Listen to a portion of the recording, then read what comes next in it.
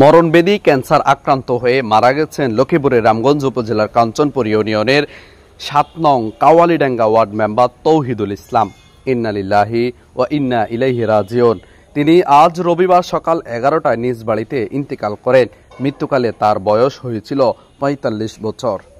জানা যায়, গত কয়েক মাস ধরে ক্যান্সার আক্রান্ত হয়ে ভুগছিলেন তিনি। ঢাকার গ্রিন লাইফ মেডিকেল কলেজ হাসপাতালে দীর্ঘদিন চিকিৎসা নেওয়ার পর বাড়িতে আসলে আজ সকাল ১১টায় নিজ বাড়িতে মৃত্যুবরণ করেন মেম্বার তৌহিদুল ইসলাম।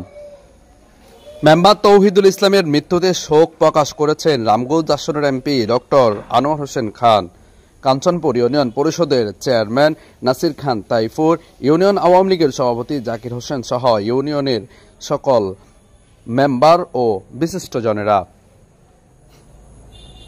পারভেজ হোসাইন, আমার টিভি। বাবা জীবিত, ওনার একটা সন্তান, বাবা সন্তান স্ত্রী রেখে সে চলে গেছেন। চেষ্টা সবাই করেছেন। আমরা অনুরোধ করব যারা এখানে নির্বাচিত প্রতিনিধি রয়েছেন, চেয়ারম্যান সহ, এরা যেন ইউনিয়ন চেয়ারম্যান সহ তার পরিবারের প্রতি যেন খেয়াল রাখে। নির্বাচিত আমাদের এমপি সাহেব আছেন, চেয়ারম্যান নাসির আছেন, এখানে উপজেলা চেয়ারম্যান ইমতিয়াজ আছে।